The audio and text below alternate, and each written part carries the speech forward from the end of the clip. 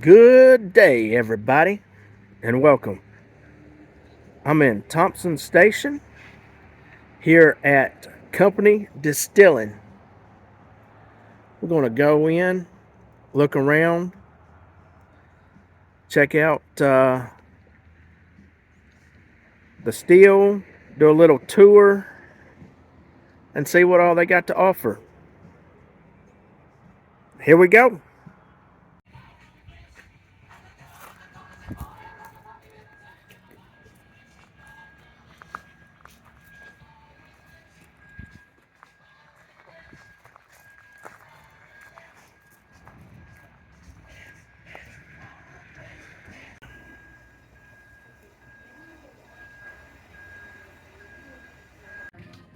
Enjoyable without hitting the deck too quick, and also to give you more volume. So when you're bottling, he's also pretty well known because he changed the law here in Tennessee. He really got some support and actually got a Senate bill so that we could legally distill in more counties than just where Jack Daniels and George Noble were located. So for a long time, that was it. Up until 2009, there were 3 distilleries that were legal and a whole lot of illegal distilling going on. But now we have our whole industry, and it's really helped our state out and kind of getting back to our roots as well.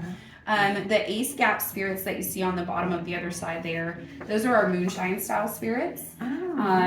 Our other location is in Townsend, Tennessee, in the Smokies. It's near a trail called the Ace Gap Trail, which is known for its history of loggers that used to moonshine and play cards out in the woods. So we're kind of paying tribute to them. We're making the same kinds of spirits, a little bit more refined and totally not moonshine because we do pay our taxes, but it's essentially like a refined shine. So it's corn spirit. So these you get in Townsend then.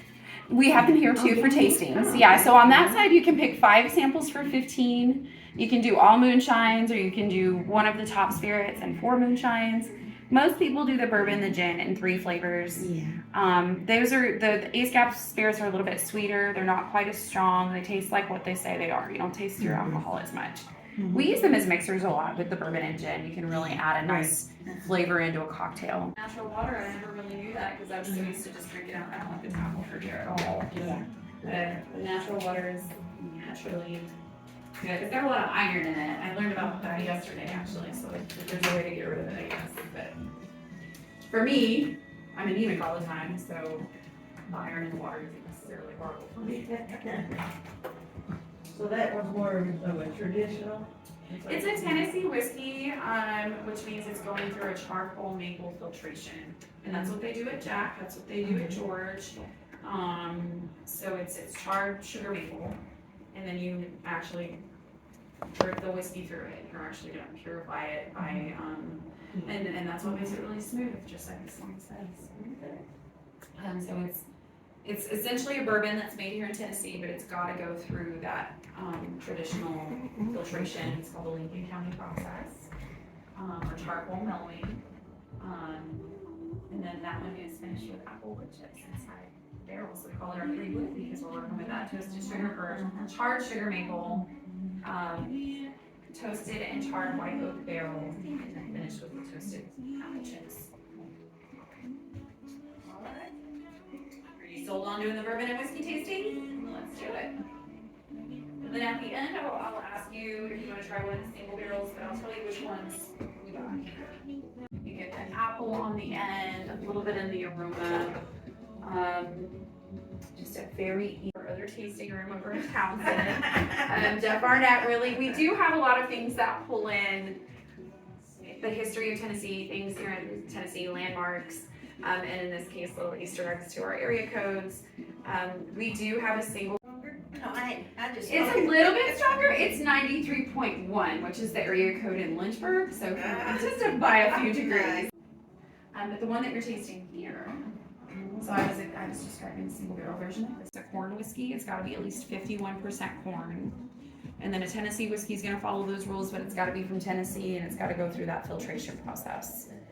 So this is a bourbon. It's about 70% corn, but most of the mash bill is just corn, and then the next big grain is going to be wheat. Spicy whiskeys tend to have Tobacco. a little bit. You get a little bit more of the dryness, and and everybody's palate is different. So you might get something different. You might not get the tobacco and leather, or you might get it and be like, oh, that's actually pretty nice. But it is 117. Really nice over a cube, a really good slow sipper. It doesn't taste like it's as strong as it is. Notes to it. Sometimes there are some sweet notes that come out, but it tends to give more like peppery notes, like black pepper. So if you like, I think of it, someone told me the other day that it's like if you're more of a dry wine person, then you might be more of a rye than a bourbon person. But this one, it's not quite as intense as I would expect with just being rye. Rye is usually blended with corn and other grains. But when you get that like peppery kind of heat back here, that's usually the rye talking. Good winter warmer. It'll definitely hold on a little bit longer. We call that the Tennessee Hug. But this is finished with cherry wood, and that actually balances it out quite well. You can really smell the cherry on it, and then you just get these really nice different notes of like, some people say licorice, some people say mint. I get a really nice contrast of like cherry and black pepper. So you're nature. Hi there, welcome in. Welcome in. Come in before? Yeah. No? We have not. Yeah, but It's really it's has a different wood finish. Leaning It's like over tree your pepper, face the there. Tennessee, the sugar maple that's used so much Cool. for, comes from the juniper that you use. It's gotta have juniper. Most gins will also have citrus and coriander, but as long as it's got the juniper, it just depends on the distiller as to what they want to flavor their gin. So some are really soft and citrusy, and that's kind of what this one is. This is a Tennessee dry gin. It's kind of like a softer, citrusy London style. But some are really medicinal, some are really piney. It just depends on who's making it. But this one, it smells stronger. You can actually smell kind of that evergreen, that fresh juniper. But when you taste it, you actually get a nice, it's really smooth because of the coriander, and it's just 6 botanicals. So some gins, they use tons of ingredients. But ours, it's going to be citrus, coriander. The citrus is lemon and orange peel, and of course the juniper, cardamom, which gives it a little bit of sweet, and then a spice called angelica root, which is kind of like a celery root. I've also heard it called like a cousin to ginger. It's like a little tuber like that. Gives it a little bit of spice. Nice So when you go and do the whiskey trail, One's already in there? be sure and ask for the poker chip that you will get at all locations. And be sure to get your passport stamped inside as well. Finish with toasted sugar maple inside the oak barrel. And get that poker chip. Oak barrels are between 3 and 7 years old. And go check them out. Which one? The Castle X, Trail? formerly known as That's Twitter, actually pretty common. Instagram, Even people who do not and drink Facebook. bourbon or drink whiskey all will pick the Castle Trail as their favorite. Our little And after you come visit the company distilling, bourbon, you can check out these other attractions in Franklin, Spring Hill, we're getting coffee. the shopping, some restaurants nearby. So the favorite judge here. I'll go ahead and admit to you, I did the same thing on my Jack tour when I worked here. Yeah. Because I didn't want to just waste them all, but I didn't want to go. I was like, I've tasted all of them. Blend them all together, what do you get? And I had just, you never know, it could be perfect. You'll be like, that's my favorite, and I'll never be able to do it again. I completed all of it. So here's all the secrets.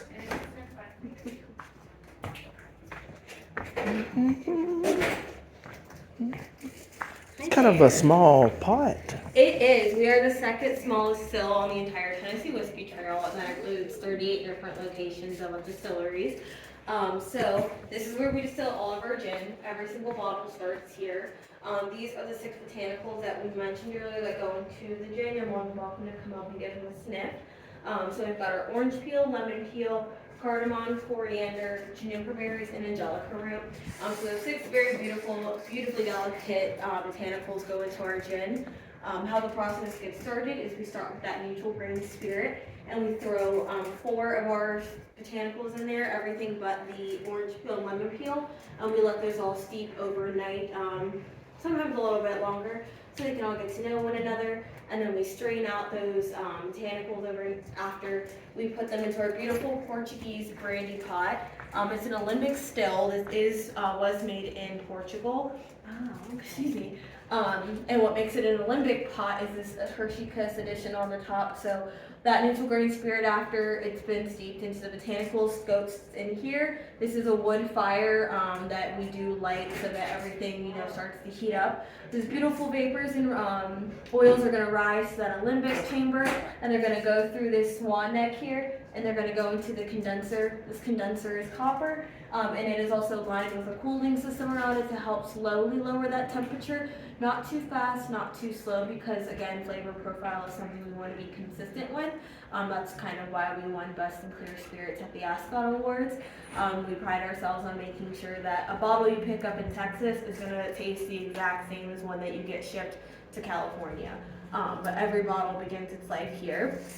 And then these are all the ones that are just waiting. They're just aging, as you could say, but they're slowly being proofed down to that 88 proof to make sure that we get that beautiful clear consistency. And our final finished products are these steel tanks that we use a pump to move them into these barrels here. We wheel these barrels over there to our bottling station. We'll set up some tables, and we bottle every single bottle of gin here. We stamp the lids in there, we put the stickers on, seal them, box them up. Kevin Brent Smith, who is our director of distilling and also master brewer, he comes down to help out with the process. He too came from Jack Daniels. He was a microbiologist for them for 20 years, so he knows a thing or two, but we're really lucky to have him. But yeah, all of it starts here for all of the gin, and even when we do complete our master distillery in Alcoa, we will still continue to do the gin here because we're able to keep up with demand. So if it ain't broke, don't fix it. Yeah. But yeah. So you just make a gin here. Yes, ma'am. The ASCAP spirits are distilled locally. I'm not certain where. I only took over as manager a few months ago, so I'm still learning all of the things. Lots of information in this business, but all great things. So you're the manager, huh? I am, yes. So you can direct all complaints towards me. Mm. Are you big into listening to bourbon and whiskey? Big into what? Listening to, distillers talk bourbon and whiskey? Oh, yeah. Okay. Jeff Arnett is on the podcast that we have here called Distilling Greatness. It's on everywhere you can listen to a podcast these days. So definitely check it out. He brings on a lot of really cool people. I know recently we had Lee Kennedy, who is the founder of Leapers Fork. He had him on there. Chris Tatum, one of our founders, is on there. He has a lot of really cool people on that podcast. But yeah.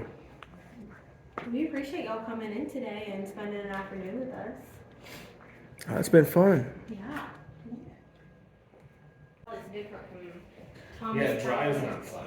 I want juice, There's certain bourbon, the sweeter bourbons or the whiskeys go down better than I do like our Tennessee 3-wood at the 86.5. That one I can not cough so much when I taste it. Well, that says March. It's where they hold the that liquor That's old notes. I don't know. Yeah, I've never seen Kevin Hunt while it's taste that proofing down. as long as I've been here. So it's good. Yeah. Tennessee. Whiskey. Yeah. Tennessee whiskey. There's another holding. Yeah. And this has gin in it, Whiskey and whiskey. proofing it down.